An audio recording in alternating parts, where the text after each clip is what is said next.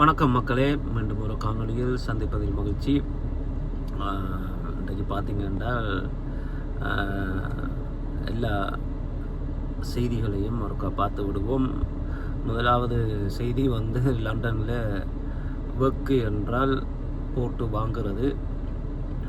இன்றைக்கு தான் இந்த வருடத்தின் முக்கியமான நாள், கொட்டஸ்ட் டே என்று சொல்லினோம். அப்படி போட்டு வாங்குது. காருக்குள்ளே ஏசியை தான் போட்டுட்டு இருக்கிறேன்னு சத்தம் கேட்கும், கொஞ்சம் பொறுத்து கொள்ளுங்க. முதலாவதாக என்னத்தை பார்க்க போகிறோம்னா, ஒரு உலக செய்தியை பார்த்து விடுவோம்.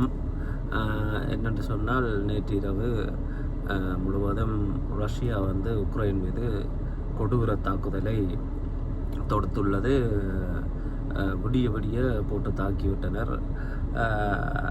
இது இந்த தாக்குதல் எதிர்பார்த்த தாக்குதல் தான். ஏனென்று சொன்னால், ரஷ்யா பேசாமல் இருந்த ரஷ்யாவை உக்ரைன் தான் போய் எந்த நேரமும் நோண்டி கொண்டிருக்கும். போன வாரம் உக்ரைன் ஏற்படுத்திய தாக்குதலில் ரஷ்யாவில் சில மாணவர்கள் இறந்து விட்டனர். அதற்கு சரியான பழிவாங்க காத்திருந்த புடின் இன்றைக்கு விடியப்புறம் அதற்கான வேலையை பார்த்து விட்டார் என்று உக்ரைன் மக்கள் கத்தி தீர்க்கின்றனர். என்று சொன்னால், இந்த தாக்குதல் 2022க்கு பிறகு நடத்தப்பட்ட பெரிய தாக்குதல் உக்ரைன் தலைநகர் மீது. உக்ரைன் தலைநகர் கீவ் மீது ரஷ்யா அனைத்து விதமான ஏவுகணைகளையும் ஏவி, ட்ரோன்களையும் ஏவி தாக்குதலை மேற்கொண்டுள்ளது. அதில் ஒரு முக்கியமான ஏவுகணை சொல்ல வேண்டுமென்றால், அந்த ஓர்ஸ்னிக் ஏவுகணை என்பது அது ஒரு சூப்பர்சோனிக் ஏவுகணை. சூப்பர்சோனிக் என்பதை விட ஹைப்பர்சோனிக் என்று தான் சொல்ல வேணும். அது ஹைப்பர்சோனிக் ஏவுகணை. அதை தடுத்தாட யாரிடமும் ஆயுதம் இல்லை. அது மின்னல் வெட்டுவது போல் தான் இருக்கும் அதன் தாக்குதல். அது சில சிசிடிவிகளும் மக்கள் எடுத்த காணொலிகளிலும் அகப்பட்டுள்ளது. நான் என்னிடம் மாட்டினால் போடுகிறேன், பாருங்கள். அந்த ஏவுகணை விழுமிடம் அப்படியே நாசம்தான். அது நிலக்கில் பங்கர்களை குறிவைத்து தான் தாக்கப்பட்டதாக சொல்லப்படுகிறது. ஏனென்று சொன்னால், உக்ரைன் தலைநகரில் இருக்கும் ஹோட்டல்கள் அப்படியான இடங்களில் தான் இவர்கள் பன்னாட்டு இராணுவ வீரர்களும் யூரோப்பியன் இராணுவம், நாட்டோ அவை எல்லாம் போய் இருந்து உக்ரைனுக்கு தகவல்களும் பயிற்சிகளும் வழங்குவது. ஆரம்பத்தில் இருந்து ரஷ்யா அப்படியான நிலைகளைத்தான் குறிவைத்து தாக்கும். இப்படியான மிசைல்கள் பாவிக்கும் பொழுது, குறிப்பாக ஓர்ஸ்னிக் பாவிப்பதென்றால் இவர்களைத்தான் மெயினாக குறிவைப்பார்கள்.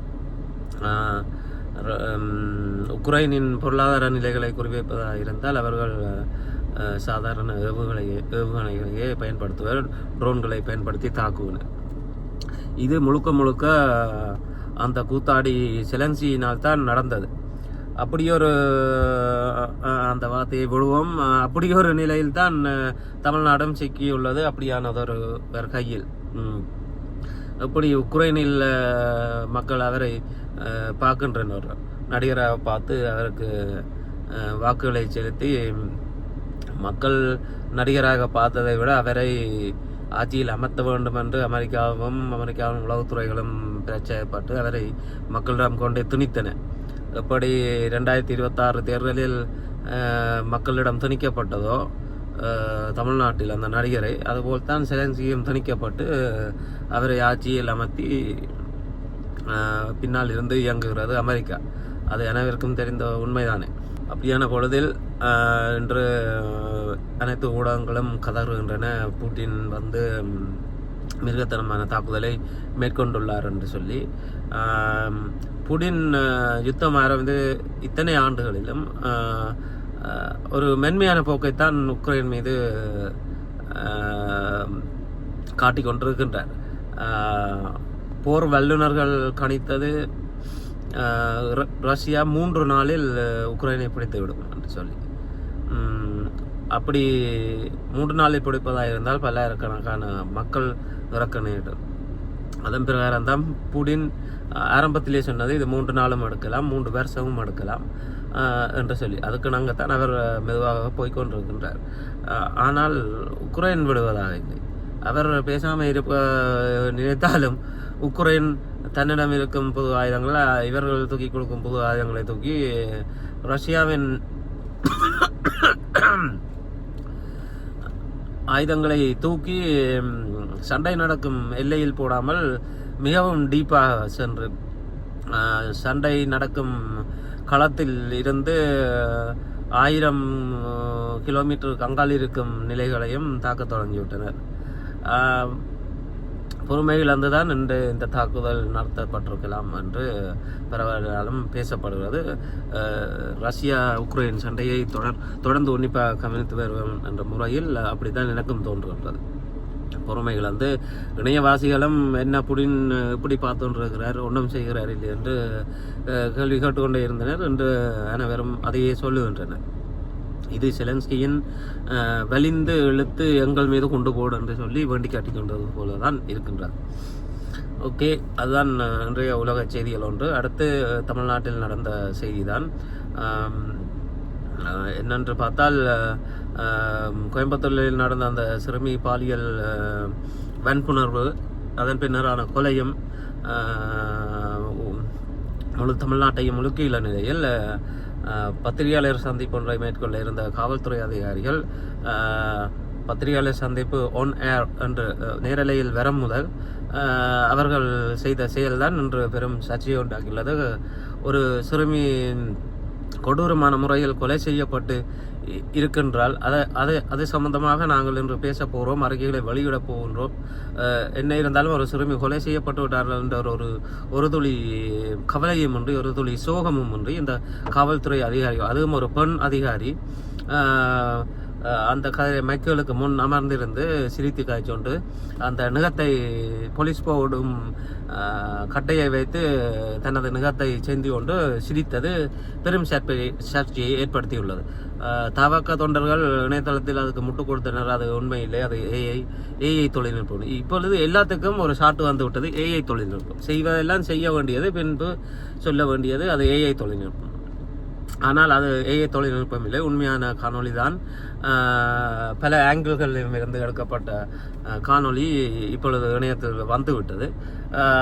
அது மட்டும் இல்லாமல் இன்னொரு இடத்தில் கொடுக்கும் பேட்டியிலும் சிரிக்கின்ற. இதில் சிரிப்பதற்கு என்ன இருக்கின்றது? ஒரு சிறுமி கொடூரமான முறையில் கொலை செய்யப்பட்டிருக்க ஒரு பெண்ணாக நீங்கள் ஒரு ஒரு ஒரு ஒரு துளி கவலை கூட உங்கள் முகத்தில் தெரியவில்லை. உங்களுக்கு இது வரும் செய்தி தான். உங்களுக்கு இது வரும் செய்தி. நீங்கள் காவல்துறை அதிகாரி, பெரும் குற்றங்களை பார்த்திருப்பீர்கள். உங்களுக்கு இது வரும் செய்தி தான். உங்களுக்கு உணர்வு பூர்வமாக அது ஒரு தாக்கத்தை ஏற்படுத்தாது. நீங்கள் தினமும் அப்படியான கொள்ளைகளை பார்ப்பவர்கள், அது எங்களுக்கு தெரியும். ஆயினும் ஒரு சிறுமி இங்கு கொல்லப்பட்டுள்ளார். அவரின் சொந்தக்காரர்கள் போராடி கொண்டிருக்கின்றனர். முழு குடும்பமும் முழு தமிழ்நாடுமே சோகத்தில் ஆழ்ந்துள்ளது. அந்த வேளையில் நீங்கள் வந்திருந்த 3 காவல்துறை அதிகாரிகளும் உங்களுக்குள் சிரித்து கலகலவென்று இருப்பதும், பின்பு கேமரா ஒன்னானதும் நாங்களும் உங்கள் சோகத்தில் பங்கெடுக்கின்றோம் என்பது போல் முகத்தை பாவனை செஞ்சு கொண்டு நடிப்பதும் எப்படியான ஒரு மனநிலை என்றுதான் மக்கள் விசனம் தெரிவிக்கின்றனர். இப்படியான காவல்துறை அதிகாரிகளின் செயல்பாடுகளை பார்க்கும் பொழுதுதான் தோன்றுவது இது முதலமைச்சரின் ஆட்சியிலே அதிகாரிகளின் ஆட்சி என்றுதான். ஒரு பயம் இருந்தால் இவர்கள் இப்படி செய்வார்களா? என்ன செய்து விட முடியும் இவர்களால்? நாங்கள் தானே எல்லாத்தையும் பார்த்துக்கொள்கிறோம் என்ற ஒரு மிதப்பில் தான் இவர்கள் இப்படியான செயல்களை செய்கின்றனர் என்பது மக்களின் கருத்தாக இருக்கின்றது. இன்றைய காணொலியில் இவ்வளவு தான் மக்களே. மீண்டும் ஒரு காணொலியில் சந்திப்போம். நன்றி, வணக்கம்.